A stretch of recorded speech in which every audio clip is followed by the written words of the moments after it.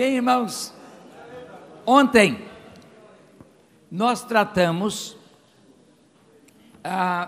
de vários tópicos relevantes e hoje nós vamos cuidar de Paulo e a oração. É interessante que na igreja de Jerusalém houve aquela murmuração contra os apóstolos, porque diziam estarem eles tratando com discriminação as viúvas que eram de fora de Jerusalém, chamado gregos, né? Gregas. E eles reconheceram que estavam errados. É muito difícil às vezes o pastor achar que está errado, mas você pode errar. E se errar, seja bastante humilde para dizer, eu errei, e mude. Os apóstolos fizeram isso em Jerusalém. Não é bom o que estamos fazendo. Os irmãos escolham 7 homens, não é, cheios de sabedoria, de boa reputação, homens íntegros, que sejam incumbidos deste importante negócio, que era o negócio social, cuidar das viúvas, de órfãos. E nós cuidaremos da oração e da palavra. Portanto, a essência do ministério, a ministração da palavra e a oração. Pois então vamos pensar na oração, na experiência de Paulo. Eu vou acompanhar o texto na minha apostila, porque o tipo é maior. Ano passado eu pedi ao irmão Elimani que fizesse um texto para mim com fonte 14. Ele fez, e esta vez eu esqueci. Então eu trouxe a minha apostila. Meus irmãos, Paulo e a oração. As orações de Paulo pelas igrejas e os elementos latentes de sua filosofia de ministério pastoral. É o assunto de que nos ocuparemos primeiramente nesta manhã.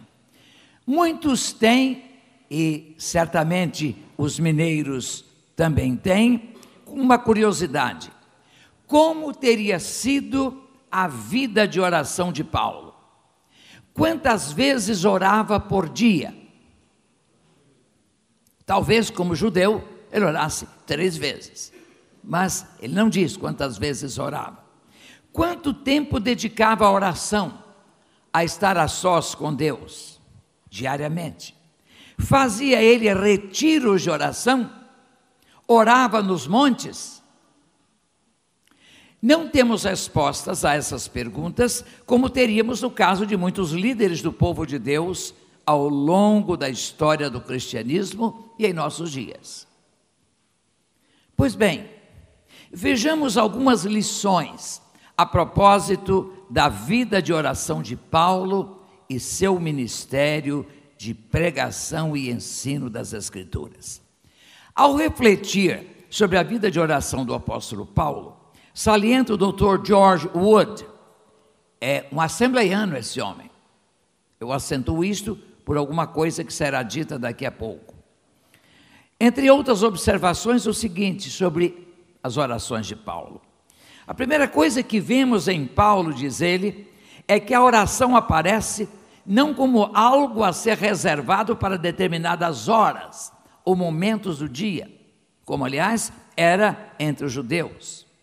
O que ele diz aos Tessalonicenses é: orem sem cessar, como se for uma tosse inevitável e irresistível. O seu pensamento está ligado em Deus, e orando sempre, você está preparado para enfrentar as dificuldades, os desafios da vida. A segunda coisa que observa Wood é que a vida de oração de Paulo compreende e envolve toda a vida diária. Todos os aspectos da vida estão presentes nas orações de Paulo. E aí estão textos bíblicos que os colegas poderão examinar em suas Bíblias. Uma terceira observação é que as orações de Paulo dão ênfase às ações de graça. São menos de súplicas e mais de ações de graça. Por exemplo, não obstante dificuldades e aflições que lhe ocasionaram, ele orava pelos coríntios e rendia graças a Deus por eles, pelas bênçãos que lhes haviam sido concedidas em Cristo Jesus. Não eram tristezas, aborrecimentos, objeto das orações de Paulo, mas ação de graças. Como precisamos cultivar esse espírito agradecido. Pelos filipenses, Paulo rende graças a Deus por sua cooperação ou comunhão, a palavra é koinonia, por sua cooperação ou comunhão desde o começo do seu ministério. É a oração dele com alegria. O que aprendemos com Paulo é que a ação de graças deve constituir o aspecto dominante de nossa vida de oração. Você está triste? Agradeça. Você tem um problema? Agradeça. Antecipadamente, porque Deus vai lhe dar a graça de resolver o seu problema. Em vez de ficar suplicando, chorando, agradeça.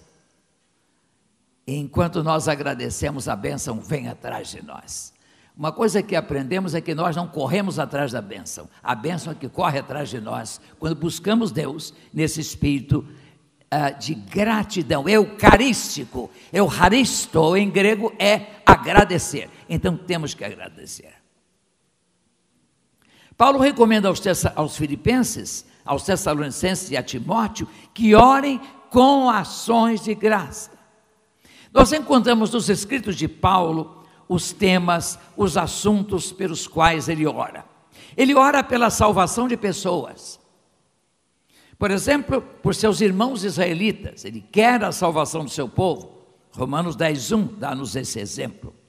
Ele ora pelos que exercem autoridade, reis, governadores. Ele ora por outros crentes. Duas observações interessantes de George Wood, a que fiz referência, sobre a vida de oração de Paulo, são estas.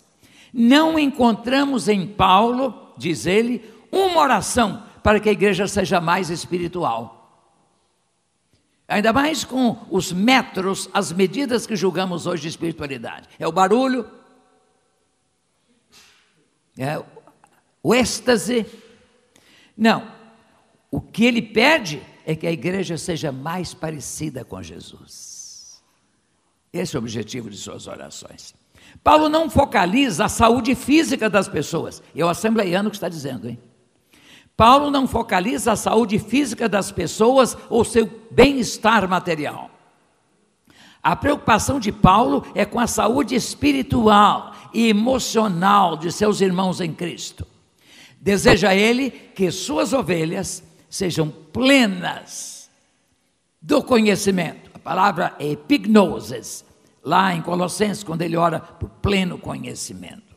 Sabedoria, graça, discernimento da vontade de Deus, como ocorre em suas orações pelos colossenses.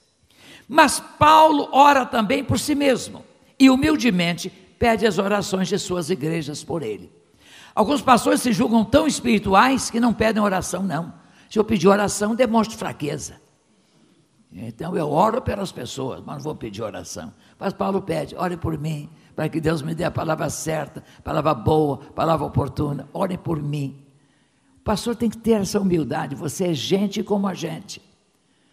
Houve um líder espiritual lá em São Paulo que adoeceu, ficou 3 meses no hospital e dizia aos seus auxiliares: não digam à igreja que eu estou doente, digam que eu estou viajando.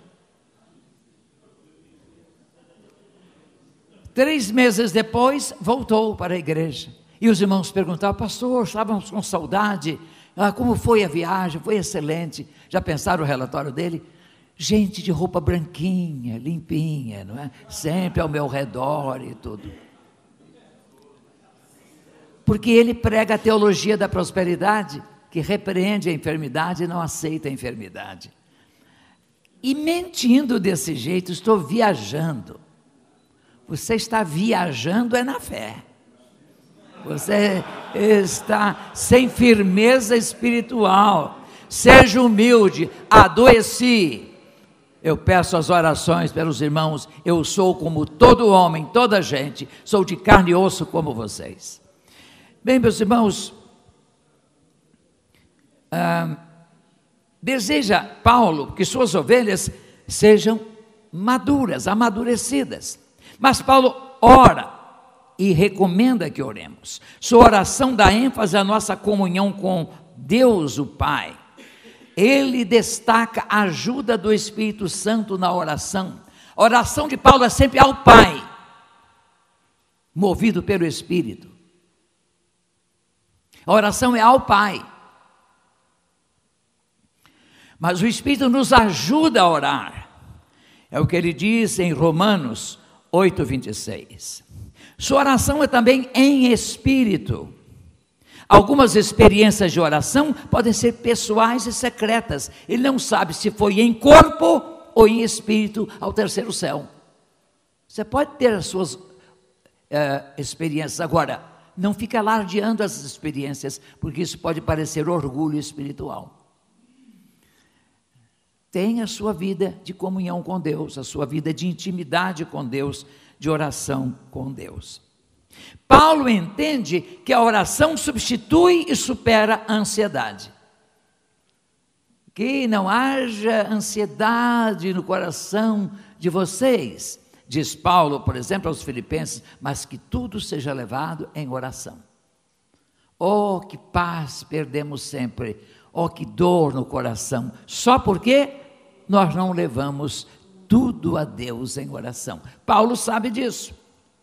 Alegria, contentamento e não espírito rancoroso devem caracterizar nossa oração.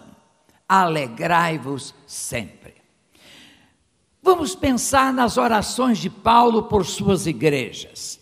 Aliás, pela oração de uma pessoa, a gente toma o pulso dela. Eu sei, por exemplo, nas igrejas onde eu adoro a Deus, quem anda ouvindo quem pela oração que essa pessoa faz.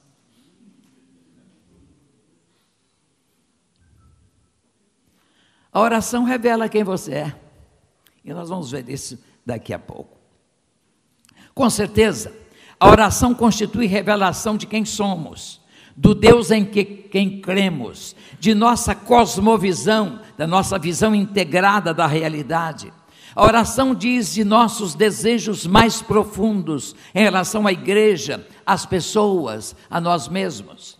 Sim, sua concepção de Deus, sua ambição pastoral, seus valores, sua concepção da igreja, seus pensamentos, suas convicções, suas aspirações e esperanças, Paulo revela em suas orações. Chadwick diz isso com muita propriedade. Paulo ora antes de trabalhar, ora enquanto trabalha, ora quando está em viagem, ora quando está preso. Por isso recomenda com autoridade, como já assinalamos, orai sem cessar. Das orações de Paulo pelas igrejas registradas ou lembradas em Romanos, em Coríntios, em carta aos Efésios, em Filipenses, em Colossenses, encontramos elementos reveladores de sua teologia, de sua concepção de ministério pastoral, de sua visão da igreja e suas expectativas como ministro de Deus. Paulo começa a vida cristã orando. Aliás, quem está orando revela que é crente. Quando Ananias ficou apavorado ao receber a ordem de ir à casa de Judas, lembram-se? Para visitar Paulo. O quê? Saulo? Este homem é violento? Diz, não, ele está orando. Ah, o crente que ora é uma bênção, não faz mal às pessoas. A evidência que o próprio Senhor aponta para a conversão de Paulo é que ele estava orando, Atos 9:11, e sabemos que a oração marcou o ministério do grande apóstolo. Mais uma vez, Chadwick observa, quanto maior é o senso de responsabilidade de um homem, de uma mulher, na vida, quanto mais real é sua fé na orientação e capacitação do Senhor, mais ardorosas e fervorosas são suas orações. Em verdade, para Paulo, e deveria ser para todos nós, a oração constituía um colóquio com Deus, não um discurso rebuscado, mas um encontro íntimo com Deus. Em Paulo, encontramos a oração de ações de graça, a oração de louvor, a oração intercessória, a consciência da presença de Deus e a sensibilidade para as necessidades de outras pessoas, que ele demonstra. Pois bem, que as orações de Paulo revelam sobre ele mesmo? A oração, de certo modo, é autobiográfica. Você diz quem é por sua vida de oração. Aliás, um pastor recebeu em casa um homem que se dizia crente, passava pela cidade e ficou na casa dele. O pastor, ele se dizia crente, esse homem, e o pastor o chamou à mesa para almoçar. Aí o pastor pediu, como é normal, o irmão pode dar graças? O pastor e a família ao redor da mesa, e houve silêncio. O pastor abriu os olhos e disse: eu pedi ao irmão, por favor, que agradeça a refeição. E houve um silêncio. Os meninos, os filhos do pastor, já nervosos à mesa. O pastor insistiu: por favor, irmão, queira agradecer a Deus a refeição. O sujeito baixa a cabeça e diz: não é que eu esqueci o raio da reza. Quer dizer, não era crente. Ele revelou que não era crente. Crente não reza, crente ora. Eu sei que alguns incrédulos são tão espertos que decoram a oração como nós oramos. Uma vez uma pessoa me pediu que escrevesse uma oração para ela. Eu vou escrever oração para ela? Eu vou escrever para um filho como deve falar ao pai? Não dá. A oração é uma manifestação espontânea do coração do filho em relação ao pai. Não é possível. A oração revela quem eu sou, revela quem você é. As orações de Paulo revelam um coração agradecido. Elas são em grande parte, já disse, vou insistir, ações de graça. E revelam sua humildade, aliás, gratidão e ações de graça, Eucaristia, constituem marca de suas orações. As orações de Paulo revelam sua reverência. Ele ora de joelhos, ele ora com seu povo e por seu povo. Não há uma postura recomendada como ortodoxa, como a certa para a oração. A gente tem de orar de joelhos ou com o rosto em terra. Não. A maneira como oramos depende de cada cultura, de cada povo. Mas o quebrantamento do coração, o ajoelhar-se do coração, o inclinar-se diante de Deus, isso é que está implícito no gesto de inclinar-se, de colocar o rosto em terra, etc. Tem de haver reverência quando oramos. As orações de Paulo revelam ainda, meus irmãos, sua confiança no Senhor. Revelam sua reverência e confiança no Senhor, mesmo quando a resposta de Deus é um não. Ele descobre então a riqueza de seu amor e sua graça. E vai dizer, quando ele ora pedindo que se afastasse dele o espinho na carne, e o Senhor responde não, ele descobre, quando estou fraco, aí sou forte. Porque a minha graça te basta, porque o meu poder se aperfeiçoa na fraqueza. Meus irmãos, quando eu estudei, fiz filosofia, e como disse ontem, o curso de psicologia era dado junto com filosofia. Eu tive um professor de psicologia educacional, professor Hans Lippmann, e ele dizia uma coisa e dava um soco na mesa: saber educar é saber frustrar, substituindo. Quando Deus diz não, Deus sempre tem outra bênção para nós. Deus disse não ao pedido de libertação do espinho, mas Deus deu a graça e o conforto para Paulo. Então, Deus faz isso, e nós aprendemos na oração de Paulo a conviver com o não, quando Deus diz não. As orações de Paulo revelam que Deus é fiel. As orações de Paulo mostram que Deus quer capacitar a igreja, por isso ele provê seus ministros. Aliás, eu saltei para o título 2. As orações de Paulo, vou repetir, o ponto 1.5, revelam um genuíno coração pastoral, a buscar o maior bem para o rebanho do Senhor. Eu não sei o que o colega faz quando está aborrecido, entristecido, frustrado com o irmão da igreja, com o líder da igreja, com o diácono da igreja. Que tipo de oração o irmão faz por ele?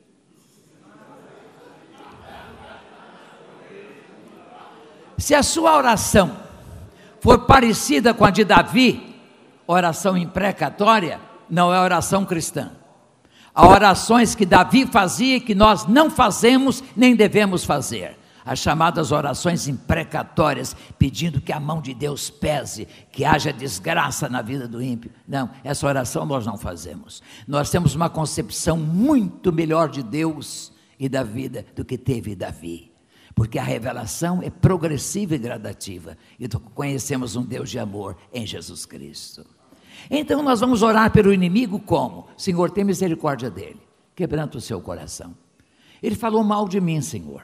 Se houver alguma coisa errada em mim, muda. E que ele perceba. Eu quero ser bênção para ele. Abençoa esse irmão, abençoa essa irmã. Na medida em que o irmão orar assim, Deus abençoará aquele irmão e o seu coração também. E preparará o momento em que você será bênção para ele. Isso com certeza. Precisamos de aprender a orar assim. Deus cuidará desse irmão. Eu não vou explicar a Deus, ensinar a Deus o que deve fazer com ele. Deus vai fazer o melhor. Provavelmente vai mudar o coração dele. Muito melhor do que levá-lo, será operar no coração dele. Uma vez um crente, que nem era membro da minha igreja, a primeira de São Paulo, ele veio falar mal, muito contrariado com as coisas da igreja. Naquele tempo que os rapazes usavam cabelo comprido, pastor, eu não concordo com esses moços com cabelo comprido. Eu não concordo com essas moças com saia que vai encurtando. Eu não concordo com isto. Ele não concordava com muita coisa. Quando ele terminou, eu olhei para ele e disse, eu vejo, irmão, que o irmão chegou a um nível tal de espiritualidade, que não está preparado para esse mundo. O irmão está preparado para entrar no céu. Se o irmão quiser, eu posso ajudá-lo, pedindo a Deus que o leve. Não, pastor, não é isso. Pois é, o irmão está tão triste neste mundo, o irmão não é digno deste mundo. Na verdade, irmãos, como somos impacientes com as pessoas, eu não prego sobre o comprimento do cabelo nem da saia, eu falo sobre o coração, porque quem constrói a saia curta ou o vestido apertado, quem deixa o cabelo, a barba crescer, faz porque o coração manda. O coração manda. Então, eu tenho de trabalhar o coração. Não é isso? O coração. Eu sei que o coração de alguns aqui é endurecido.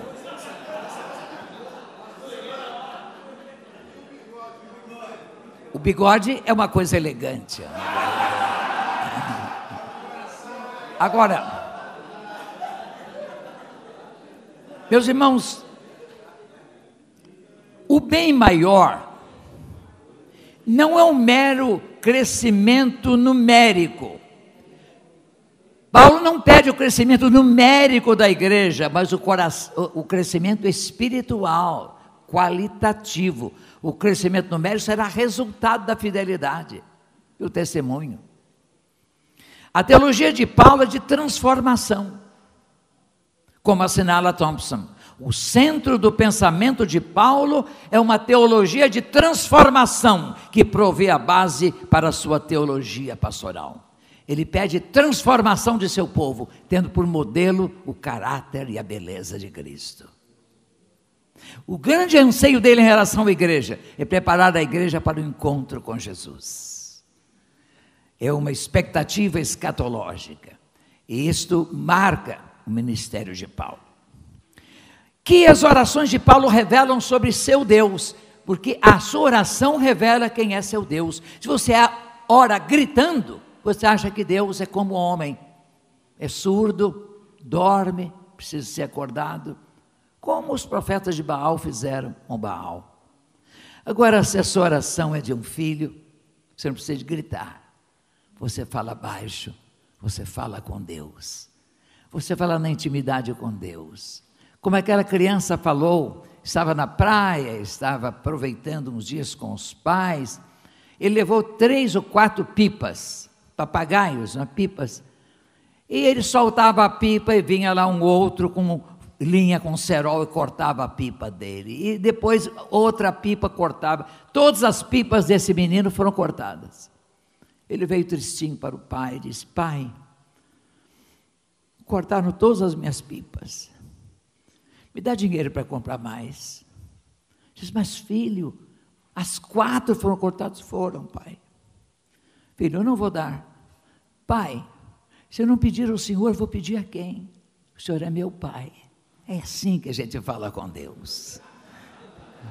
O Senhor é meu pai, preciso de mais pipas, Senhor. Sim, as orações de Paulo revelam que seu Deus é poderoso, é Deus de misericórdia e é Deus de consolação, e Deus da esperança, que infunde poder para vencer com paciência e longanimidade. Esse é o Deus de Paulo, Deus que as suas orações revelam. As orações de Paulo revelam que seu Deus é Pai glorioso, que ouve e responde às orações. A consciência da paternidade de Deus o torna confiante e seguro. As orações de Paulo mostram que seu Deus deseja igrejas santas, vivas e testemunhas fiéis, preparadas para a volta de seu Senhor. As orações de Paulo mostram que seu Deus quer capacitar a igreja, para isso ele provê ministros. As orações de Paulo revelam que Deus é fiel, fiel às suas promessas, e que em Cristo todas elas são sim e amém, como ele diz em 2 Coríntios 1, 18 a 20. As orações de Paulo revelam sua fé num Deus trino, estando a doutrina trinitária presente em seus escritos. 2 Coríntios 13, 13. Por exemplo, Paulo fala de todas as bênçãos que nos são garantidas pelo Deus triuno, por Deus Pai, por Deus Filho e por Deus Espírito. Efésios 1, 3 a 14. Vale a pena ler esse texto. Mas, em terceiro lugar, que as orações de Paulo revelam sobre seus anseios em relação às igrejas. O que as orações de Paulo dizem sobre o que ele deseja, o mais deseja para as igrejas. As orações de Paulo manifestam sua preocupação com todas as igrejas. Ele não discrimina as mais importantes, como a de Roma ou a de Éfeso. Ele ora por todas as igrejas. E ele fala da sua ansiedade por todas as igrejas. E seu expresso desejo de que a igreja seja plena de graça, amor e comunhão. As orações de Paulo revelam sua gratidão a Deus pelas igrejas, mesmo as que lhe deram mais trabalho, como foi o caso da igreja de Corinto. Um testemunho que ele dá na sua segunda carta é que, enquanto eu os amo cada vez mais, eu sinto que vocês me amam menos. Que coisa triste quando o amor não é correspondido, mas mesmo assim ele ora pela igreja. Ele quer que a igreja cresça na graça do Senhor. Ele agradece pela fé, pela cooperação e comunhão no Evangelho. Esse espírito de gratidão a Deus e também às pessoas humanas, revela a grandeza de Paulo e seu exemplo para os pastores de todos os tempos. Paulo tem o cuidado, e vocês veem em as suas cartas, de mencionar pessoas, em testemunhar das pessoas, do que elas fazem, do que elas fizeram.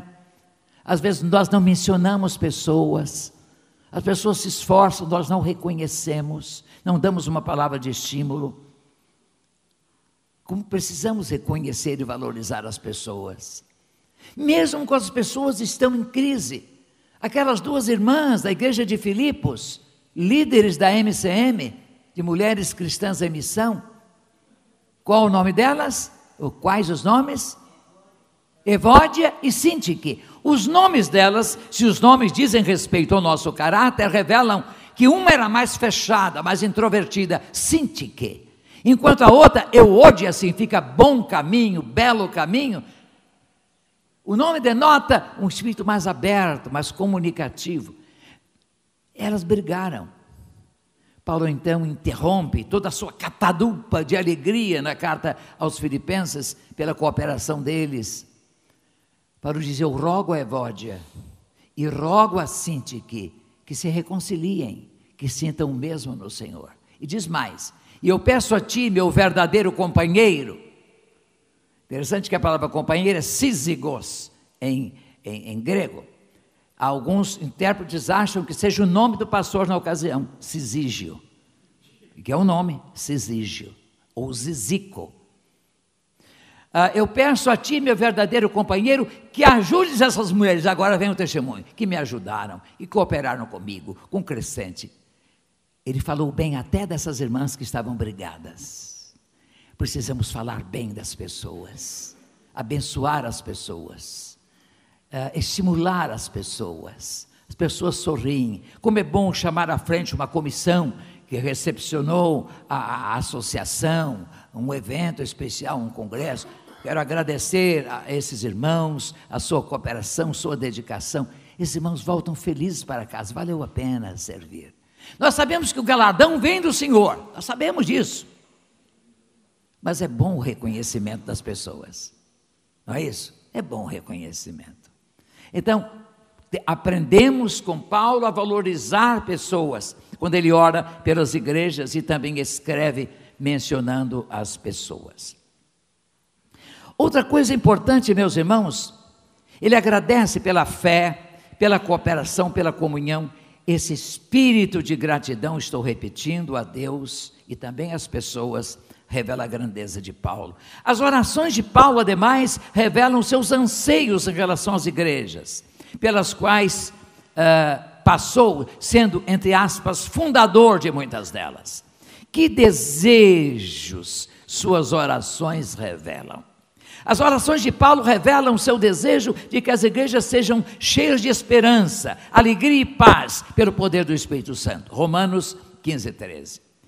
Suas orações revelam que as igrejas têm o espírito de sabedoria e discernimento para conhecer a Deus e sua bendita vontade em cada circunstância, tendo os olhos da mente sempre abertos. Efésios 1, 17, 18, 19. Ele deseja em suas orações que as igrejas sejam fortalecidas, capacitadas pelo poder de Deus por meio do seu Espírito e que Cristo habite no coração de seu povo pela fé, como ele ora pelos Efésios. Paulo anseia ainda que a igreja seja enraizada e fundada em amor. Paulo emprega duas metáforas: a metáfora da botânica, árvores que têm raízes profundas, e usa a metáfora da construção, que sejam edificadas, tenham alicerces sólidos. Paulo deseja isso e trabalha nesse sentido. Paulo deseja que a igreja então seja enraizada e fundada em amor, pois não existe igreja eficaz sem amor, conhecendo as dimensões do amor de Cristo, e que as igrejas sejam cheias da plenitude de Deus. Paulo manifesta em suas orações o desejo de que as igrejas experimentem pleno conhecimento da vontade divina, com sabedoria, com discernimento dessa divina vontade em todas as circunstâncias da vida. Há uma diferença entre conhecimento e sabedoria.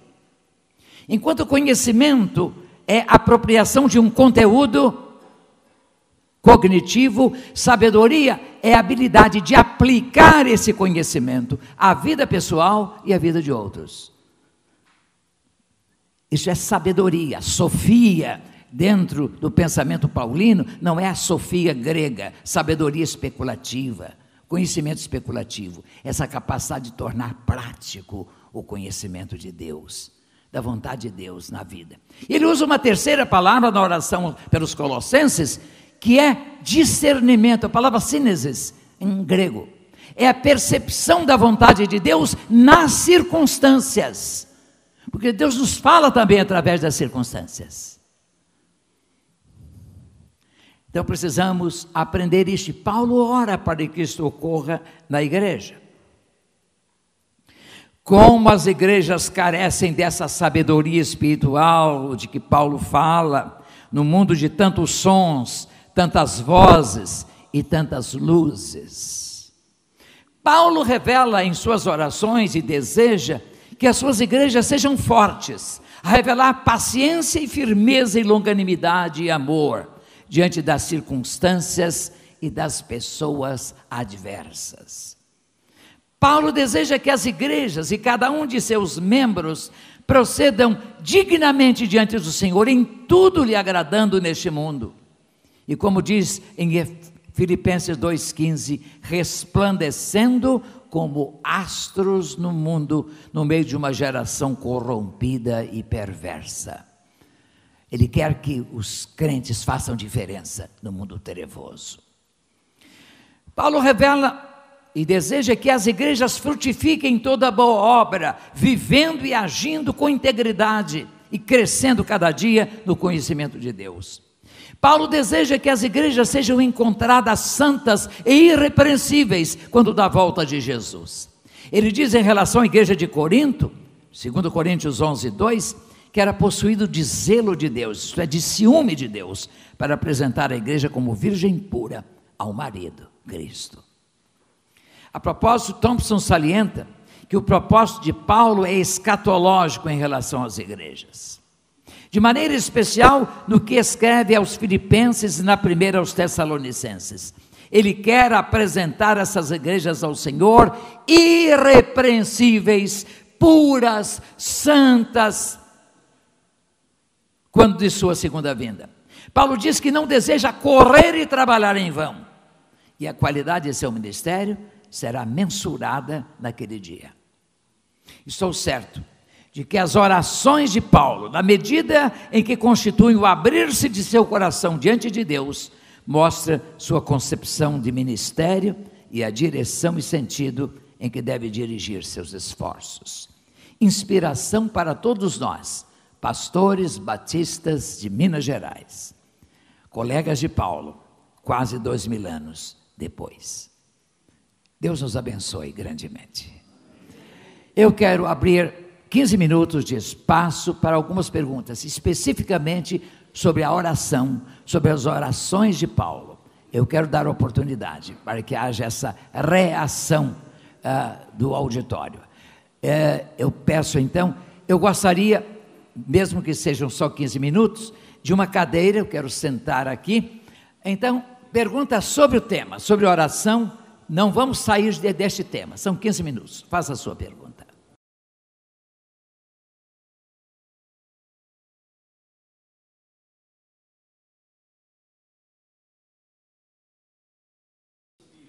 Veja só, é aquela oração em que você se despreocupa com as coisas materiais e busca compreender a mente, a vontade de Deus, a vontade do Espírito de Deus para a sua vida. Você está menos preocupado com o lugar, com as coisas, mas com Deus, com a vontade de Deus. Os coríntios praticavam naturalmente os dons, e eles se mostram mais exuberantes na experiência de Corinto. E supunham os crentes que o falar em línguas era o supremo dom. Paulo vai mostrar não, mostra a relatividade desse dom. E diz que sempre que houvesse o falar línguas, houvesse intérprete. Porque aquele que fala, está falando com Deus, mas não está entendendo. E nós devemos entender. Orar em espírito não é falar sem entender. É procurar entender as coisas de Deus. É penetrar na mente de Cristo. É isso. Orar em espírito é isso. Adorar em espírito é isso. É a gente se preocupar menos com a vida as coisas daqui e da agora, com as circunstâncias adversas. É pensar em Deus, é buscar a Deus, é submeter-se à direção de Deus. E chorar em espírito, guiado pelo Espírito, conduzido pelo Espírito. De modo que assim é o meu entendimento da oração em espírito. Outra pergunta sobre a oração.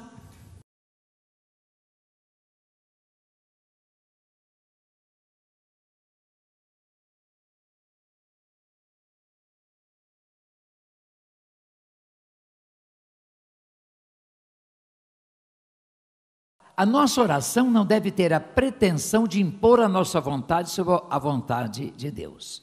A oração deve explicitar o nosso desejo. Senhor, Tu sabes como desejamos o restabelecimento, a cura de nossa irmã, de nosso irmão. Mas nós vamos dizer, Senhor, cura. Senhor, eu requeiro, eu reivindico como filho ou filha que Tu cures. Meus irmãos, Deus é sábio, Ele sabe se é melhor curar ou é melhor levar. Eu já fiz o funeral de muita gente curada. Profetas e orantes estiveram no hospital, disseram que a pessoa estava curada e que podia suspender até os medicamentos, e dias depois eu fui ao funeral e fiz. E eu disse isso. Deus respondeu. O melhor que Deus faz é levar para um lugar em que não há sofrimento, não há hospital, há alegria na presença do Senhor. Então nada de impor. Agora, é justo orar pelos enfermos, sim. Nós manifestamos o nosso desejo, nossa solidariedade, nosso carinho, nosso desejo de vê-lo entre nós em plena saúde e servindo ao Senhor. Ou se não é crente, tendo a oportunidade ainda de entregar a vida a Jesus. Então, orar é perfeitamente justo e é bíblico, certamente, pela saúde das pessoas. Mas aceitar a vontade do Senhor. Sabe que uma vez, um meninozinho de uns 7 anos, na primeira igreja batista de São Paulo, disse, pastor, eu preciso falar com o senhor, depois do culto, à noite. Eu digo, pois não, eu sempre trato com muito respeito as crianças, muito respeito, e trato como gente grande, nada de falar uma linguagem de criança. Pois não, o que você deseja? Pastor, eu quero pedir oração. Quero pedir oração pelo meu cachorro. Ele está muito doente, está mal, e eu quero que o senhor ore. Eu digo, qual o nome do seu cachorro? Ele me deu, eu orei. O senhor abençoou esse menino, abençoou o cachorrinho dele. Dá saúde, ele vai ficar contente com o seu cachorrinho, bem. Ele cuida do cachorrinho, eu sei, mas tu és o dono da vida. Passou a semana, no domingo seguinte ele me procura. Pastor, quero falar com o senhor. Aí eu chamei, pois não, pastor, meu cachorro morreu. Ele começou a chorar. A chorar, eu disse, olha, sinta-se confortado pelo seguinte, seu cachorro não tinha espírito, ele só tinha um fôlego de vida. Seu cachorro não foi nem para o céu, nem para o inferno. Ele simplesmente apagou. Você fez tudo ao seu alcance pelo seu cachorro. Você falou com seu pai, e seu pai levou o cachorro ao veterinário. Ele tomou o remédio. Portanto, você esteja em paz. Você foi um bom menino, um bom dono de um cachorrinho. Console-se nisso. Você fez o bem ao seu cachorrinho. Tanto que você me pediu domingo oração. Mas Deus quis, não é? Que ele cessasse de existir. Então, eu expliquei isso, eu orei. O irmão pode pedir oração por uma coisa assim estranha, né? Oração por um cachorro, eu oro. Tudo que tem fôlego deve louvar ao Senhor. Então, um cachorrinho com saúde, não é? Está em condições de cumprir o propósito vital de Deus. Alguma outra pergunta sobre oração?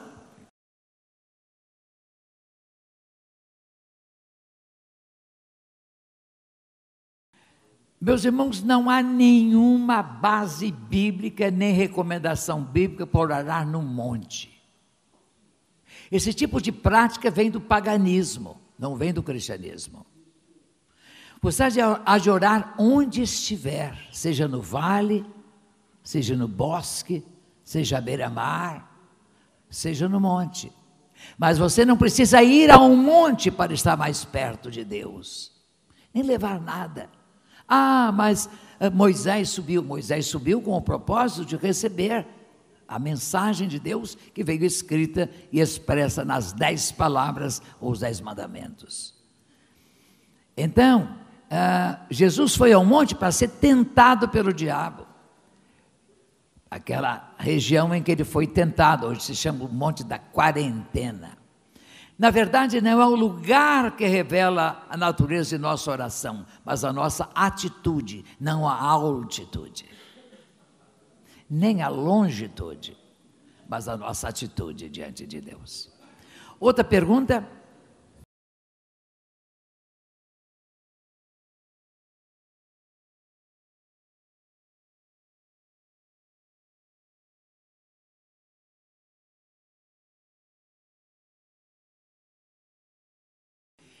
Veja só, nós não temos condições de fazer esse juízo. Se a enfermidade é consequência de uma doença espiritual, Deus sabe fazer isso. O que a gente vai pedir a Deus que cuide da pessoa, que a cure. Cure espiritualmente, cure fisicamente. Mas Deus é Senhor. Eu me lembro que uma vez, uma senhora, membro da minha igreja, primeira de São Paulo, pediu que eu fosse ao hospital orar pelo seu marido, que estava nas últimas. Ele estava sofrendo de enfisema pulmonar. Eles antes fora membro de igreja, mas depois havia deixado a igreja, passaram uma vida de bebida, de cigarro, e o cigarro que estava a produzir aquele enfisema. E ele tinha raiva da igreja. Ela me convidou, me pediu para ir. Eu digo, eu vou lá ao Hospital Municipal de São Paulo. Quando eu cheguei lá, vi uma enfermaria com 5 leitos. Quando eu cheguei à porta, ele começou a gritar, eu não mereço, eu não mereço. Eu fui me aproximando, é Jesus que me mandou aqui, seu fulano. Eu não mereço, é Jesus que me mandou aqui, eu não mereço. Nenhum de nós merece. Jesus morreu por nós quando ainda éramos pecadores. Jesus quer salvá-lo. Jesus quer conduzi-lo à sua presença. E se é a vontade dele levá-lo, ele vai levá-lo para a presença dele no céu. Eu vim orar pelo irmão. Orei por ele. 2 dias depois, ele partiu. Quer dizer, vocês já viram que me pedir oração é tiro e queda. Orei pelo cachorrinho, ele morreu. Orei por esse homem, ele morreu. Então, verificam que é tiro e queda. Bem, a verdade é que o nosso dever é orar. Por exemplo, uma pessoa está enferma, em estado terminal. O organismo já não responde ao tratamento.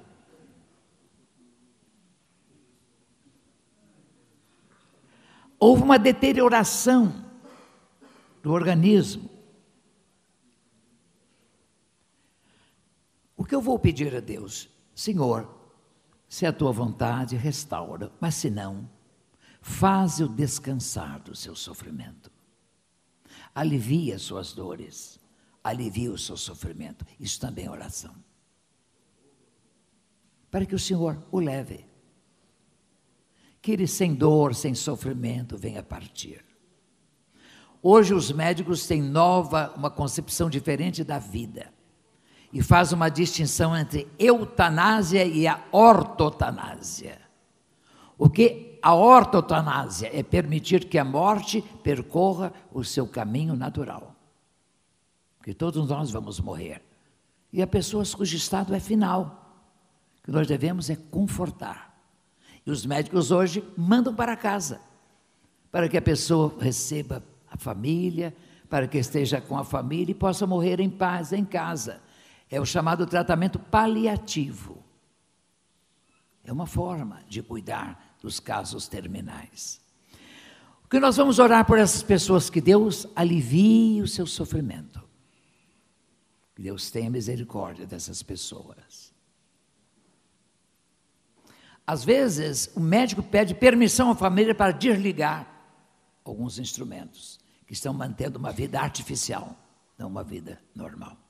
Então, são questões de bioética que incumbe a gente resolver, mas não é o caso aqui. Então, essas são ideias que eu lhes trago, não é, com esses anos de ministério pastoral.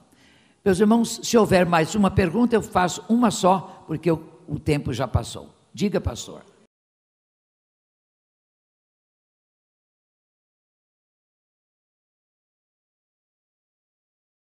Veja só, o jejum era praticado pelos judeus, fazia parte, naturalmente, da experiência e da prática religiosa dos judeus. Jesus admite o jejum, veja que ele diz, quando jejuares. Ele não diz, jejuai. Ele não manda, jejuai. Mas ele diz, quando jejuares, lava o teu rosto, penteia o teu cabelo, para que não pareça que jejuasse. Primeiro, nós não devemos exibir espiritualidade dizendo que estamos em jejum. Segundo, não devemos ter uma aparência triste.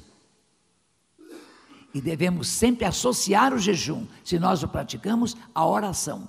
Porque o eficaz é a oração, não é o jejum. O jejum nos permite desprender, inclusive, de satisfação de desejos da carne, do estômago, do apetite, para pensarmos só em Deus. Agora, se você está numa situação de fraqueza, anemia, uma situação debilitada, não deve jejuar. Mas se você está gordinho, se você ganhou peso que não devia, talvez o jejum seja, além de espiritual, terapêutico. Não é isso? Então, o jejum pode ser recomendado pelos médicos. Há hospitais hoje, nos Estados Unidos, que têm a cura pelo jejum. Então, o jejum tem o seu valor profilático e terapêutico reconhecido. Agora, dizer que a oração com jejum é mais forte, tenha paciência. O forte não é a oração de ninguém, é o Deus a quem alguém ora. Entende? Eu não quero ser forte, eu quero ter um Deus forte, a quem eu possa dirigir minha fraca oração. É isso. Gente, vamos seguir nosso curso. É Paulo e a dignidade do ministério pastoral e qualificação para seu exercício. Paulo pergunta, em relação à sua missão, ao seu ministério, para estas coisas, quem é idôneo?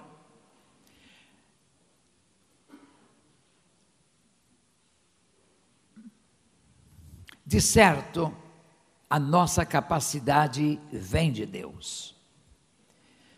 Paulo compreende a dignidade do ministério pastoral como prova nos seus escritos e oferece as qualificações para o exercício do munus pastoral.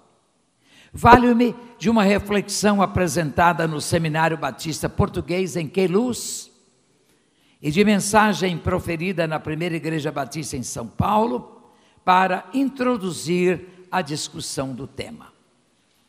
Em primeiro lugar, a propósito da dignidade do ministério e sua eficácia.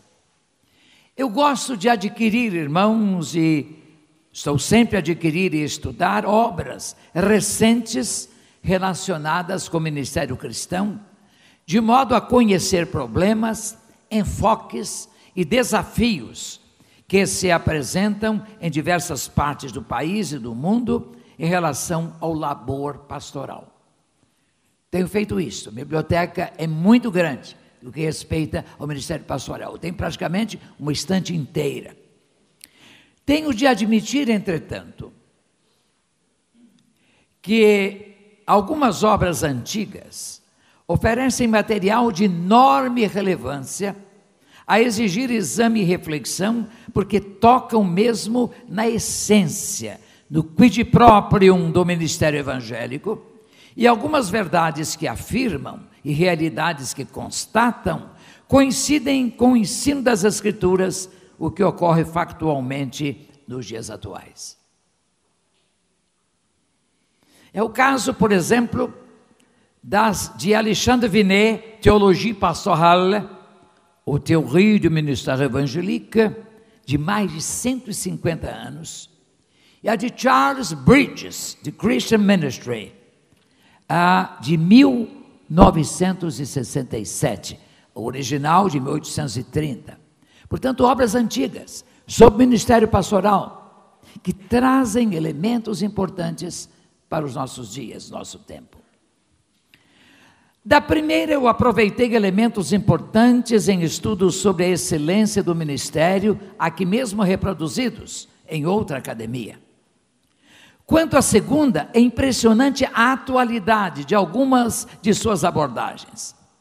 Por exemplo, na primeira parte do livro, o autor cuida de uma visão geral do ministério cristão, cuidando da origem,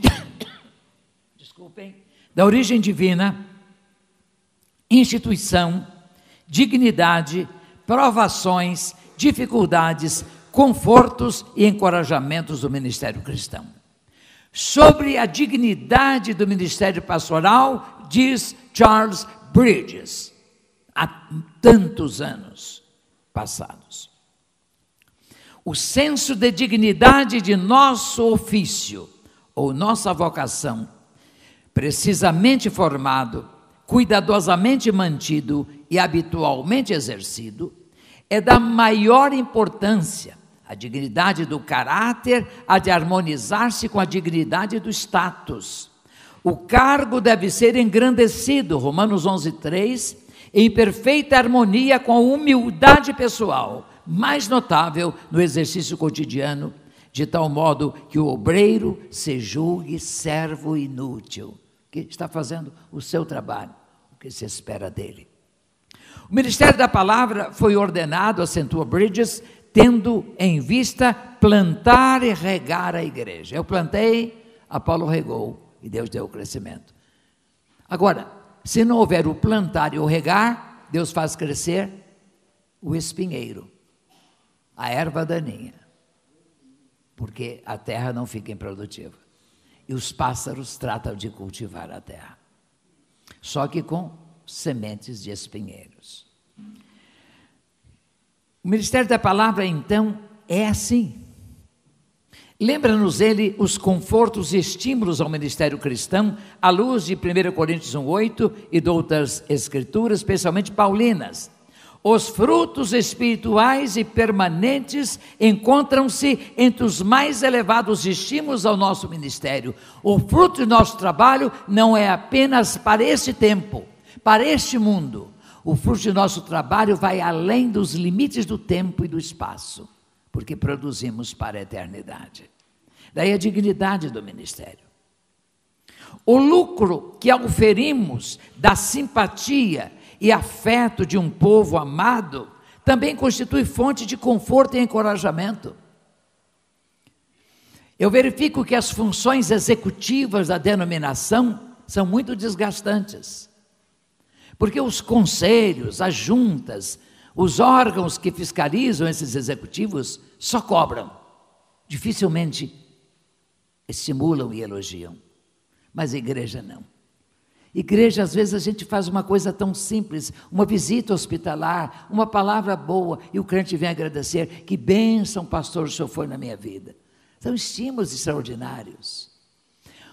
O que recebemos em termos imateriais, não se pode comparar com valores materiais, de estímulos para viver. A gente sabe por que vive, porque as pessoas reconhecem. A sua vida, pastor, é uma bênção para a nossa família, para a nossa vida. O lucro, então, que oferimos é essa simpatia, afeto e nos estimula. Outro estímulo no ministério é o cultivo da própria vida espiritual. Por causa do ministério, você está sempre buscando a Deus, você está sempre na presença de Deus, E nele, e por causa dele, do ministério, nós andamos mais perto de Deus. A confirmação oferecida à nossa própria fé pelo labor diário do ministério espiritual, eis outro incentivo. Às vezes nós estudamos mais a Bíblia para pregar. Você tem que estudar a Bíblia para se alimentar e para crescer. E quando a palavra o alimenta primeiro, o alcança primeiro e sai de você, vai abençoar os outros. Por isso que uma das definições de pregação é que a palavra de Deus através de uma personalidade. A palavra primeiro abençoou você, tocou no seu coração, depois ela transborda para abençoar outros, quando você prega ou você ensina. Então, vale a pena ser pastor, é um grande estímulo. A certeza do sucesso. A Bíblia diz que a palavra jamais voltará vazia e o trabalho não é vão no Senhor. 1 Coríntios 15, 58. Mas há algo também estimulante no ministério, que é a perspectiva da eternidade. O obreiro do Senhor antecipa os seus frutos e projeta-os na eternidade. E a eternidade consuma nossas esperanças e nossas alegrias. Na segunda parte da obra, Bridges arrola e discute as causas gerais de insucesso no ministério cristão. E na terceira parte, relaciona e também discute as causas de ineficiência ou ineficácia ministerial relacionadas com o nosso caráter. E assim as apresenta. Falta de inteira devoção do coração ao ministério evangélico. Você serve com o coração dividido, você não serve com alegria. Você faz um trabalho sem alegria. Uma vez uma criança foi a uma igreja, não sei se a igreja foi em Minas, mas foi em algum lugar do Brasil. E quando ouviu o pastor pregar, ela perguntou ao pai, ele está com raiva de quem? Porque o semblante do pastor era carregado, era bravo. Gente, nós temos que demonstrar a simpatia de Cristo. É evidente, quando falamos do pecado ou do inferno, nosso semblante tem que revelar essa realidade trágica do pecado e do inferno. Mas temos que pregar com alegria. A linguagem do corpo é mais eficaz do que a linguagem das palavras. Então, às vezes, nós não revelamos essa alegria. E falta de dedicação inteira do coração, conformação com o mundo, quando a recomendação do Senhor é, não vos conformeis ou não vos deixeis caber nos moldes desse mundo. Outro fator contrário à eficácia do ministério, temor dos homens, falta de abnegação cristã. Você não tem capacidade de dizer não a si mesmo, você quer que a sua vontade prevaleça, você não tem capacidade de diálogo, você não procura convencer, você quer vencer pela força, pela coação as pessoas, seus líderes, quando devemos conversar com eles. Se o seu plano é bom, você consegue vendê-lo.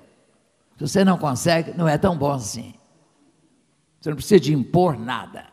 Você propõe e você ora e Deus faz a obra. Mas ainda, a falta de abnegação, o espírito cobiçoso de coisas, de status, de elogios, a falta de repouso, a falta de retiro, a influência do orgulho espiritual.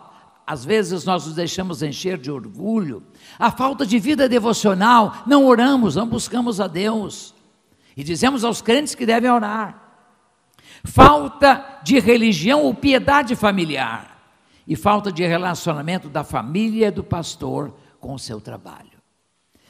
O pastor é, primeiro de tudo, pastor da própria família.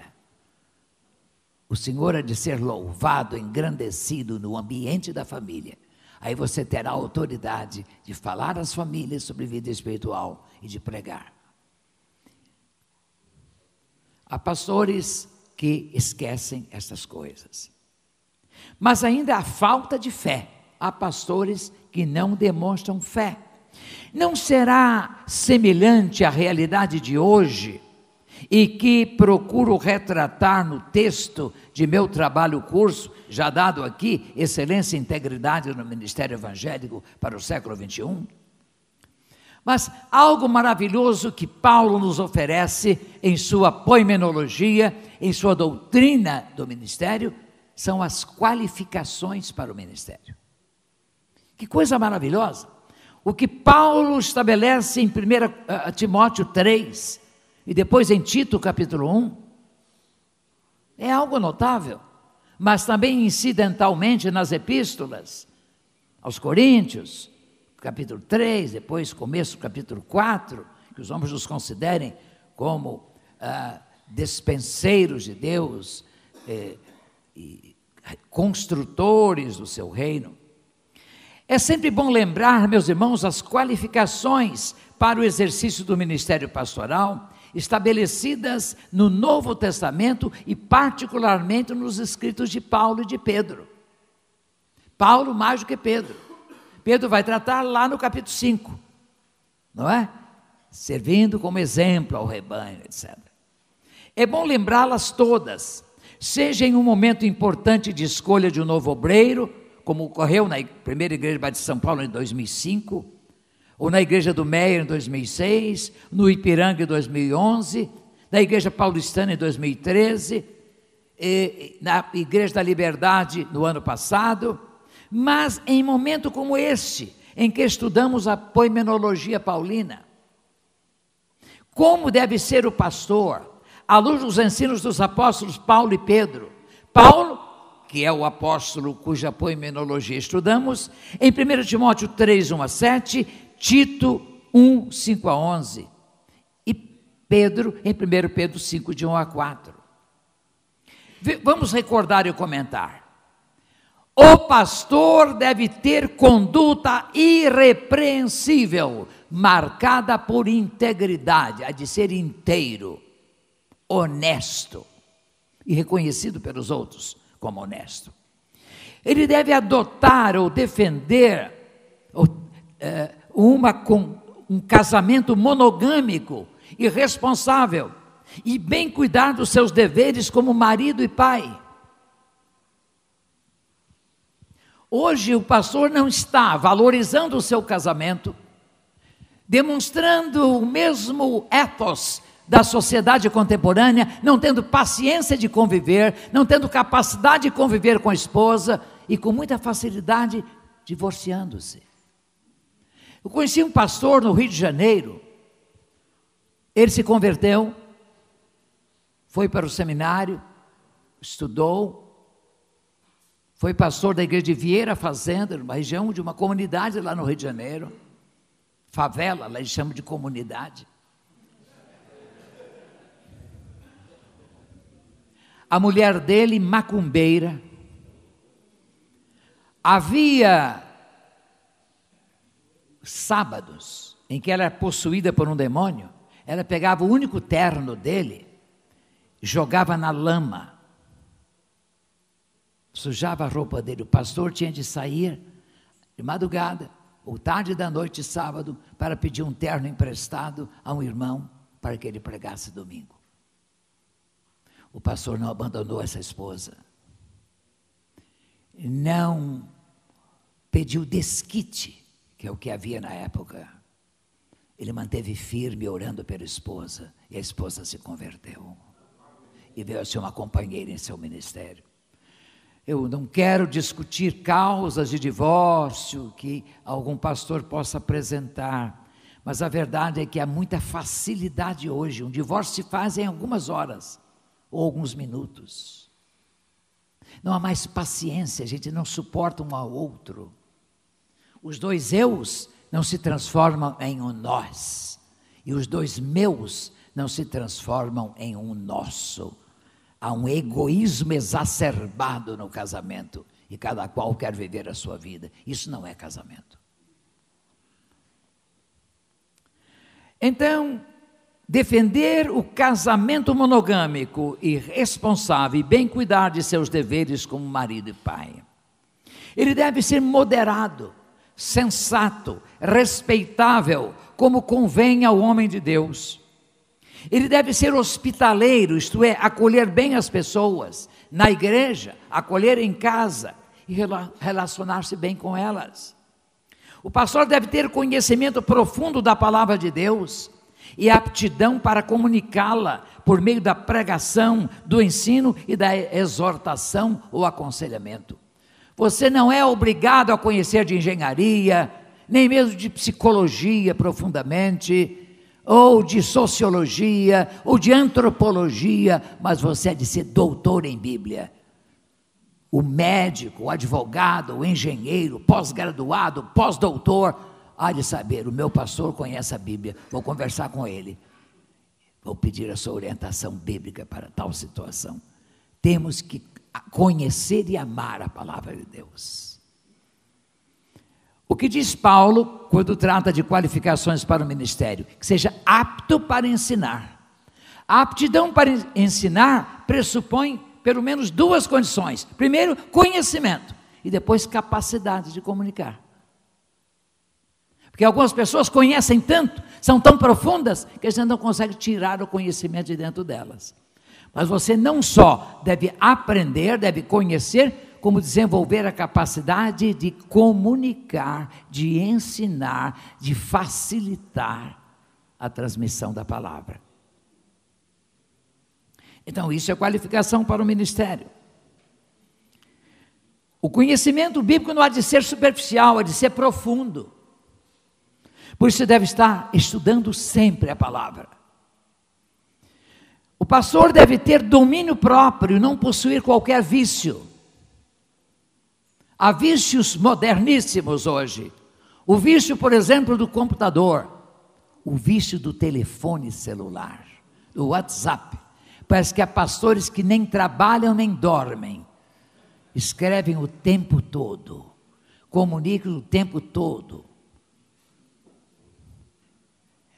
A internet é uma bênção. Nós recebemos conteúdos importantes. Eu recebo textos do pastor René, ele manda com anexos, eu abro, e o anexo sendo importante, eu gravo, guardo nos meus arquivos com um título. Agora, às vezes, não tem tempo de abrir tudo, porque esse homem acorda de madrugada ou não dorme e manda as suas mensagens. Mas que eu tenho aproveitado muito, tenho. Eu quero reconhecer isso publicamente ao pastor José René Toledo. Mas há muito crente viciado e há muito pastor viciado. Há muito pastor que não abre a Bíblia, mas fica horas diante do computador. Mas o pior e mais triste é que há pastores viciados em sites pornográficos. É muito triste. Muito triste. Isto é vício, isto é pecado. Não vamos desperdiçar o nosso tempo naquilo que não edifica, não constrói, não abençoa. E não nos qualifica para abençoar outros. O pastor não deve ser ambicioso de enriquecimento material. Aliás, desculpe, antes. Ele deve ser amável, pacífico, pacificador, jamais violento. Você pode receber ofensa, mas você não deve ofender ninguém. Você não deve pagar com a mesma moeda. Eu já contei isso aqui em outras ocasiões de nossa academia. Um crente disse a um pastor: pastor, eu não levo desaforo para casa. Eu dou um boi para não entrar numa briga, uma boiada para não sair. Eu brigo mesmo. O pastor disse: o irmão não leva desaforo para casa. Interessante. Jesus, que é o seu Salvador e o meu, levou desaforo para o céu. E mais do que isso, ele orou pelos desaforados. Ele orou: Pai, perdoa-lhes, porque não sabem o que fazem. O pastor tem que ter essa capacidade de orar pelos que são seus inimigos, às vezes naturais. O pastor precisa de conhecer psicologia. Se não por outras razões, por esta. Há pessoas da igreja que sem motivo nenhum se levantam contra o pastor, são contra o pastor, são contra a palavra do pastor, a orientação do pastor. Se você se aproximar dessas pessoas e conversar sobre a infância, conversar sobre a mãe, e depois sobre o pai, você vai verificar que essa pessoa teve problemas sérios no relacionamento com o pai. E então o que essa pessoa está fazendo é projetando sobre você a figura do pai. Está agredindo o pai dele. E você está no lugar desse pai. Aí você compreenda esta pessoa, ore por ela, para que Deus perdoe a mágoa, a tristeza que tem em relação ao pai. E ela vai se tornar sua amiga, porque vai dizer assim: o pastor é a única pessoa que me ouviu e conversou sobre meus problemas, minha infância, e me compreendeu. Em vez de você ficar irritado com a pessoa que é contra o pastor, não é contra o pastor, é um problema de relacionamento mal resolvido com a figura do pai. O pastor deve administrar bem sua casa, como evidência de capacidade para bem presidir a igreja, há de governar bem a casa para governar a igreja. O pastor não deve ser ambicioso, é o ponto anterior que eu saltei, eu ouvi aqui. Ambicioso de enriquecimento material e, portanto, não deve ser apegado ao dinheiro. O nosso negócio não é dinheiro, nosso negócio é gente. Não nascemos para ser ricos materialmente. Eu quero dizer isto, meus irmãos, Deus sabe, com humildade não quero me vangloriar. Mas eu poderia hoje ter uma aposentadoria de 40 a 45 mil reais. Poderia ter carro do ano, casa de praia, casa de campo. Se eu ficasse na Petrobras na década de 50, eu entrei para a Petrobras 4 anos depois da fundação dela. Ela foi fundada em 53. E eu entrei em 57, fiquei até março de 61. Eu tinha 26 anos, eu estava num cargo importante, eu ganhava 40 salários mínimos, e ia receber uma promoção. Eu deixei tudo para ser pastor. Minha esposa me estimulou muito nessa decisão. Eu digo a vocês, se eu voltasse à década de 60, eu faria a mesma coisa, porque o meu negócio não é riqueza material, é riqueza espiritual, é ver vidas transformadas pelo poder do Evangelho. Não quero riqueza. Ninguém precisa de mais de uma casa, nem de casa muito grande. Casa muito grande só dá trabalho.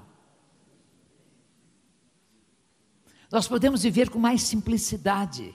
Nosso estilo de vida pode ser mais simples. Por que esse desejo, essa ambição? Quero ter uma casa grande, piscina, não sei o quê.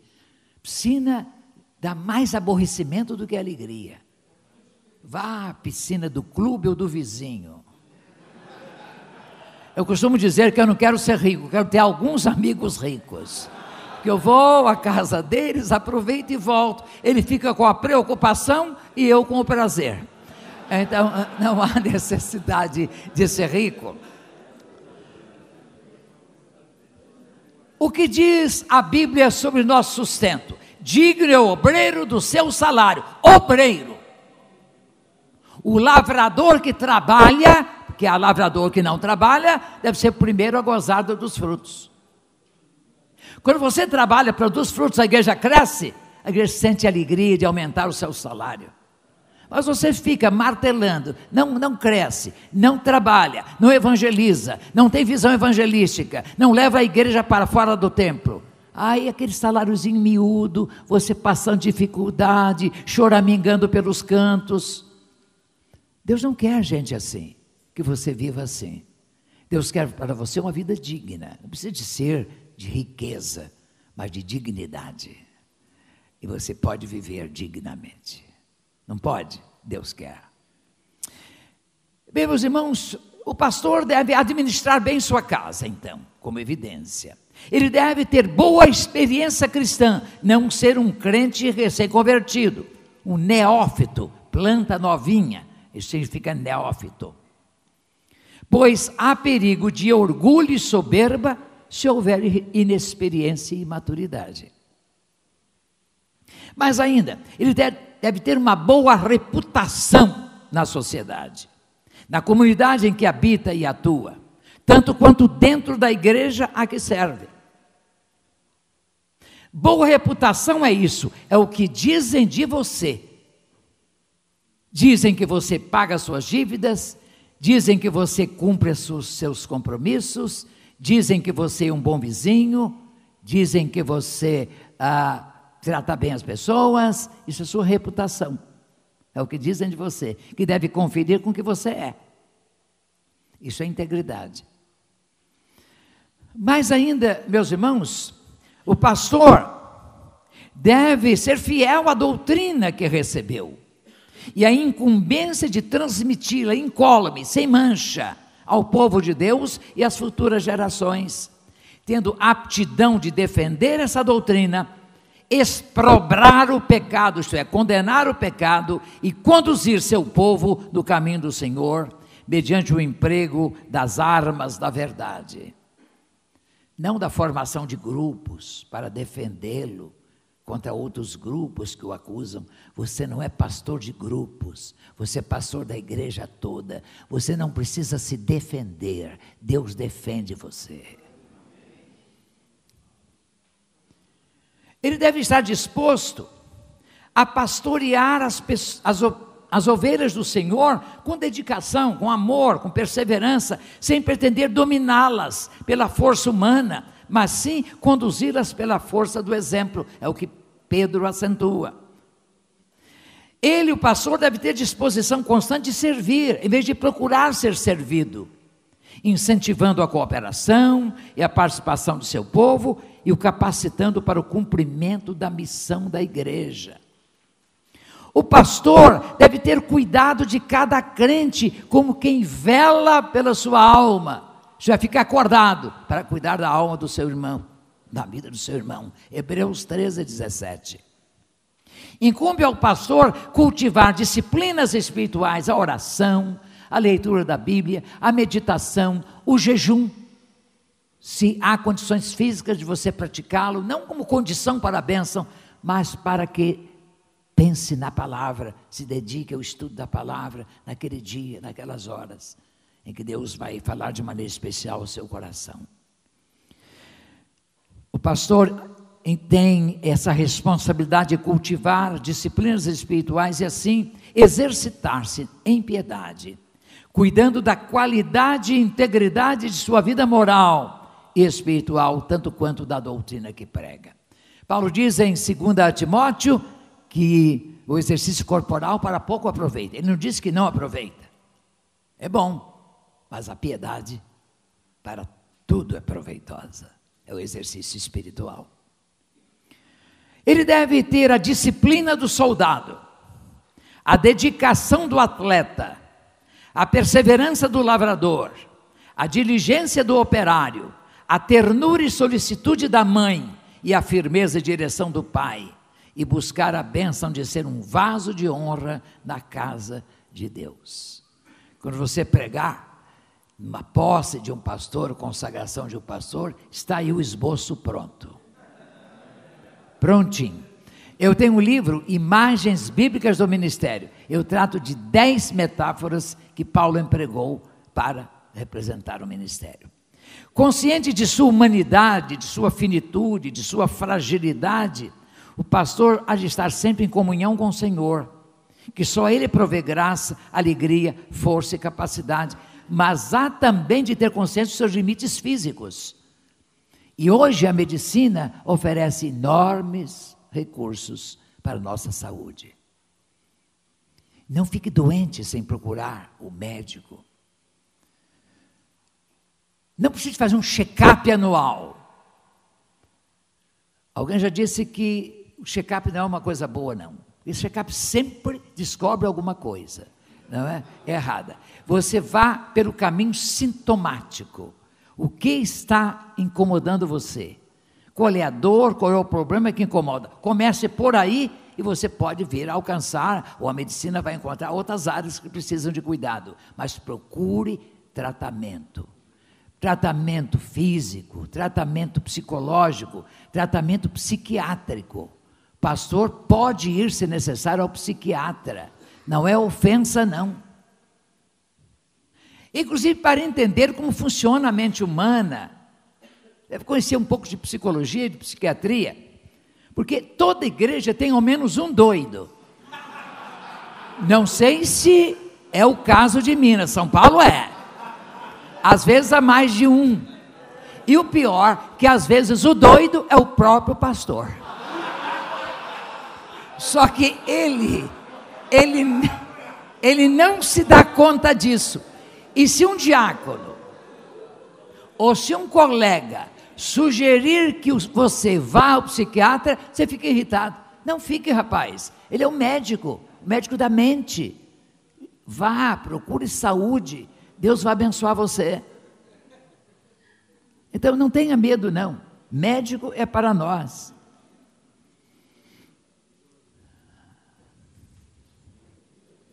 Não é falta de fé, não.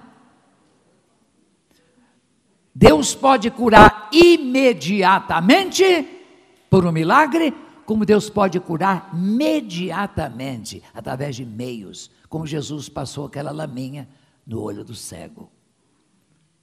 Como Ezequias foi curado por Deus, mas Deus disse a Isaías que mandassem fazer uma pasta e colocar sobre a ferida de Ezequias. Quer dizer, Deus usa recursos humanos também. Então procure o tratamento adequado. Não fique doente. Eu costumo dizer às esposas, se o marido não quer o médico, marque o médico e diga, é hoje, às tantas horas, e leve o sujeito lá. Porque há pastores que resistem a ir ao médico. Procure tratamento adequado. Você pode estar doente. E um pastor doente adoece a igreja.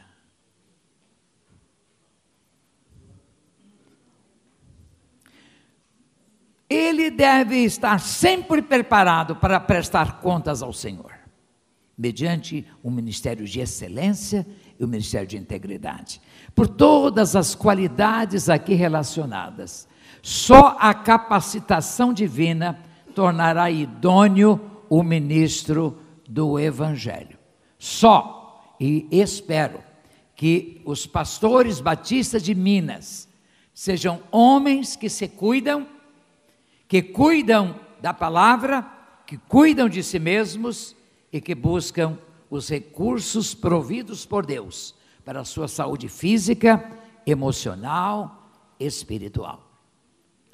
Nós vamos cuidar da preleção seguinte e vou abrir um espaço para um diálogo sobre o ministério da palavra.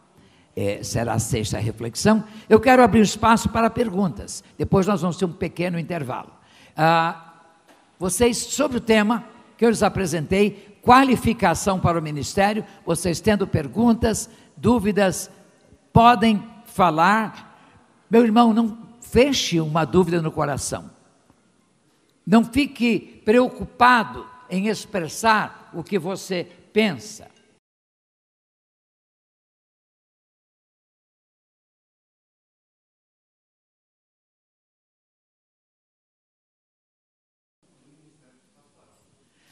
A sua pergunta é extremamente importante, é pertinente ao tema, não é? Porque falamos sobre isso, pastor, praticar e defender o casamento monogâmico com uma mulher por toda a vida. Evidentemente, meus irmãos, que o casamento monogâmico é o ideal de Deus. Deus fez uma Eva para um Adão. E Deus disse, deixará o homem, seu pai e sua mãe, se unirá à sua mulher e serão uma carne. Esse é o propósito de Deus. O divórcio foi concedido como uma permissão, e explica Jesus, ao responder a pergunta sobre divórcio, por causa da dureza dos corações. Não é isso? Pela dureza dos corações. Só que o divórcio chegou a uma prática insuportável entre o povo de Israel. Se a mulher cozinhasse mal, podia o marido divorciar-se dela. Se vestisse mal, podia divorciar-se dela. Então, por qualquer motivo. Então, Jesus estabelece, desde o princípio não foi assim. Deixará o homem seu pai, sua mãe, se juntará à sua mulher.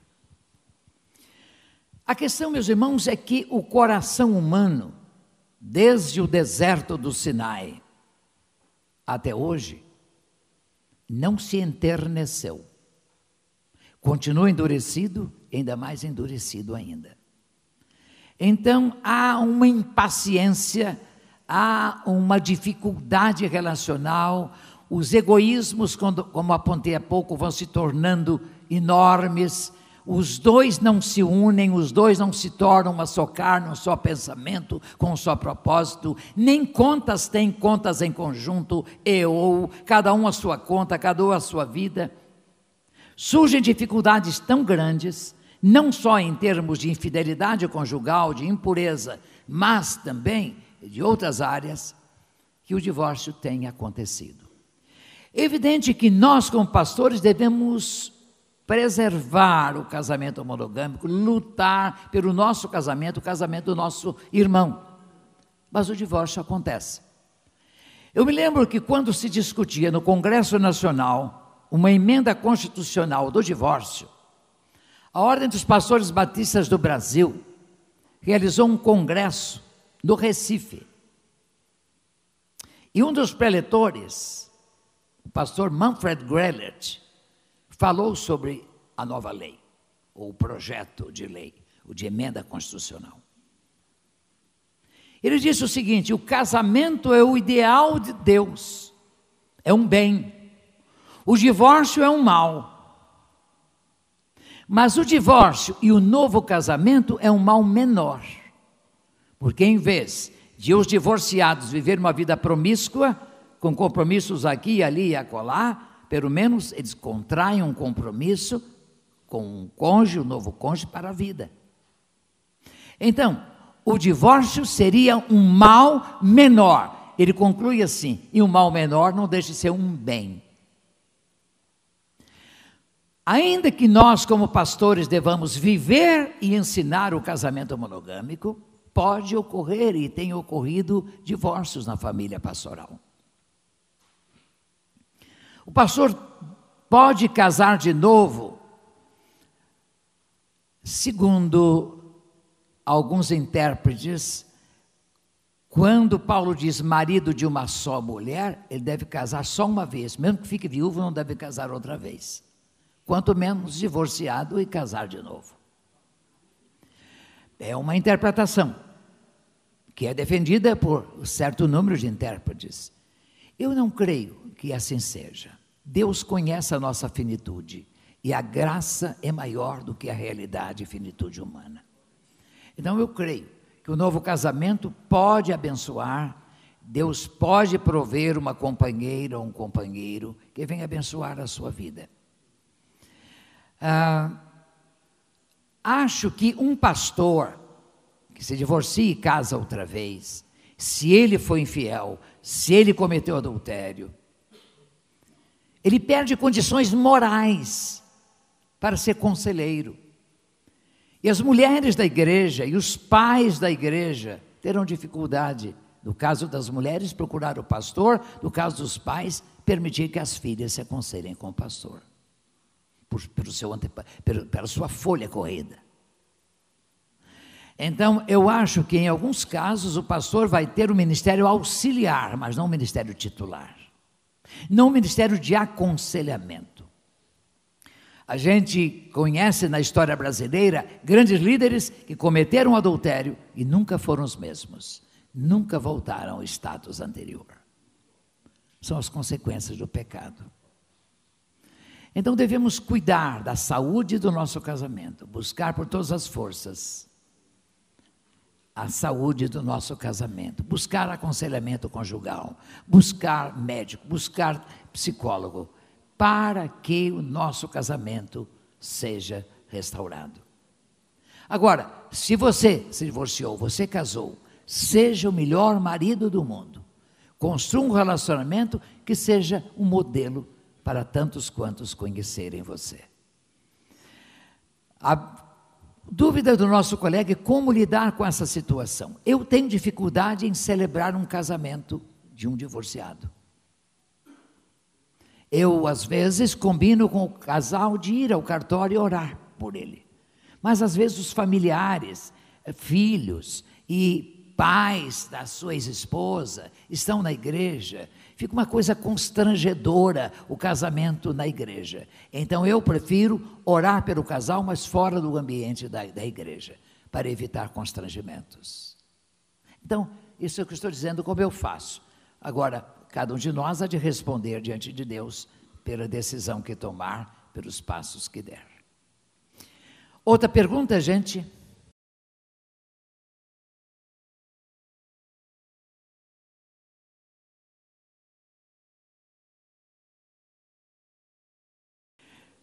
Meus irmãos, eu não sei como os irmãos veem, eu sou um pastor já de 57 anos de ministério, mas eu me preocupo com um certo tipo de conversa e de gracejo de muitos pastores. Eu acho que há palavras e atitudes que não edificam. Eu aprendo na Bíblia com o próprio Paulo, nosso colega, que não deve sair de nossa boca nenhuma palavra torpe, a não ser a palavra que produz a edificação, para que dê graça aos que a ouvem. Eu entendo que as más conversações corrompem os bons costumes. Eu acho então que devemos evitar esse tipo de conversa, de comentário. Se o irmão sente este pecado dos olhos, peça a Deus que cure os seus olhos. Ou para usar a hipérbole que Jesus emprega, arranque o seu olho, para que ele não o leve a pecar. Mas para que o seu olho não seja concupiscente e você transmita isso a outros. Há dois olhares possíveis para uma mulher. Você pode olhar, o primeiro olhar, apreciar a beleza. Mas se olha a segunda vez, é o olhar concupiscente. Você a deseja. Esse olhar é pecaminoso. O primeiro olhar é estético, o segundo é ético e pecaminoso. Então devemos cultivar o nosso olhar, tanto quanto a nossa conversa, a nossa linguagem. Evite as conversinhas dos ambientes em que estejam falando essas coisas. Evite. Não é farisaísmo, não, é você se protegendo. Certo? Devemos proteger-nos, não é? De toda a aparência do mal e de todo o mal. A aparência do mal é também um mal. Outra pergunta, gente?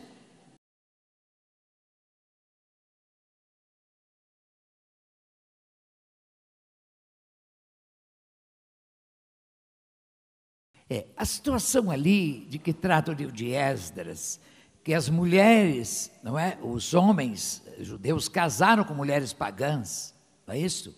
E se deixaram levar. Aliás, a mulher leva mais para a idolatria do que o marido leva a mulher, o marido crente, o marido incrédulo levando a mulher crente. Interessante. Parece que a mulher é mais santificadora dos relacionamentos do que o homem.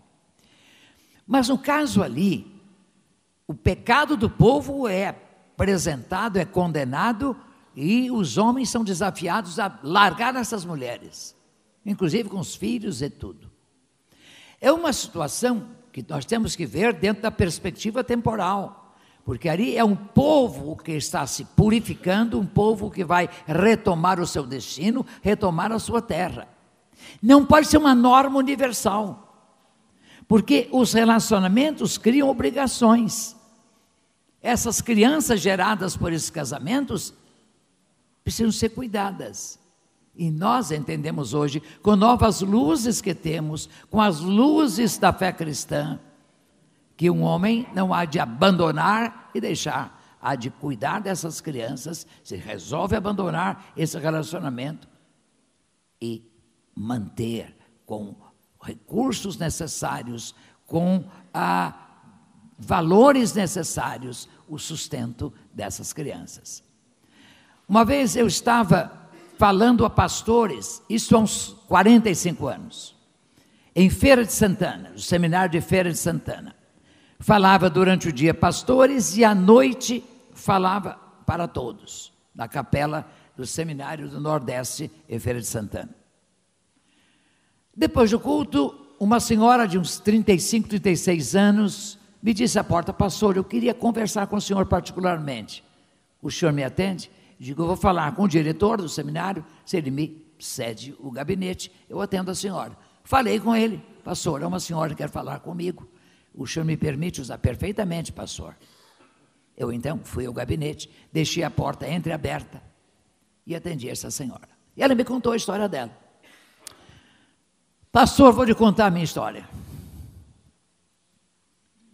Eu tinha 15 anos, vim do interior da Bahia para a feira, morar com a minha irmã, que tinha 3 filhos, e grávida do 4º filho. Depois de alguns meses, eu me apaixonei pelo meu cunhado. Ele já tinha 50 anos. E eu acabei me relacionando com ele. Minha irmã, triste, entristecida, foi para São Paulo, para Santos. Lá trabalhou, cuidou dos filhos, criou os filhos. E eu vivi com esse homem esses anos todos, 20 anos. Ele já estava com 75 anos. Não, 70 anos. Estava com 50, 70 anos. E era com 35. Pastor, ouvindo a sua mensagem hoje, eu sinto que devo voltar para a igreja, devo abandonar esse relacionamento pecaminoso e devo voltar para a casa do Senhor. Eu não estou certa, pastor. Está absolutamente errada. Deve vir sim, mas não vai ser membro não. A irmã tem de cuidar desse velhinho até o fim. Comeu a carne, agora coma os ossos. Ele sustentou a senhora durante 20 anos. A senhora acabou com o casamento da sua irmã. A senhora trouxe a infelicidade para o coração de sua irmã. Valeu-se dos recursos desse homem. Agora que ele foi atropelado, está doente, está num leito de enfermidade, a senhora vai abandonar? Não, senhora, vai cuidar até o fim. Agora seja uma crente, peça perdão a Deus, frequente a igreja. Quando ele morrer, por favor, não promova a morte dele, mas quando ele morrer, irmão, volta para a igreja. Foi esse o meu conselho. Isso eu faço à luz de Cristo. Gente, nós temos de assumir responsabilidade pelos nossos atos. Nós às vezes pensamos que o perdão é isso.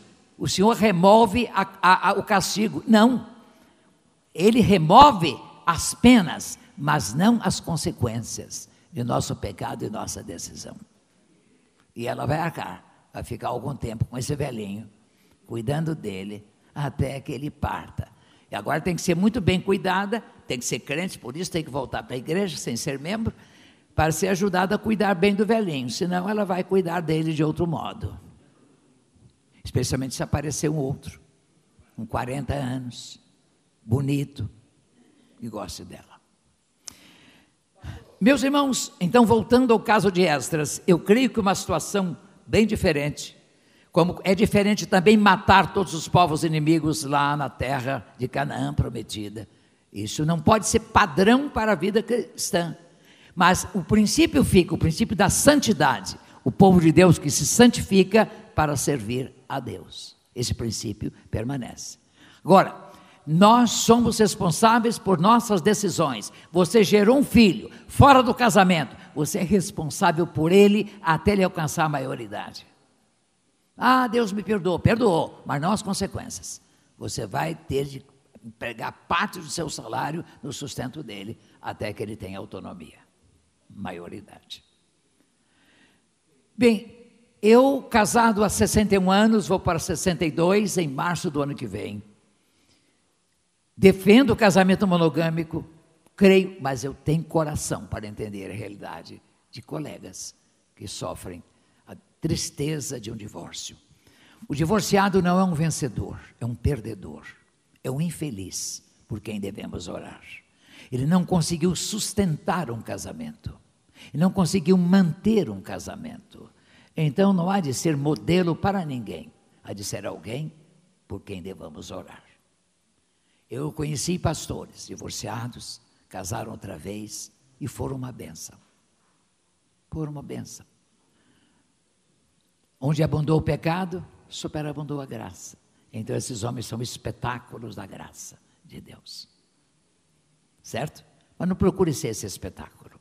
Seja o outro espetáculo. Fiel até a morte. Ser fiel até a morte, eu te darei a coroa da vida.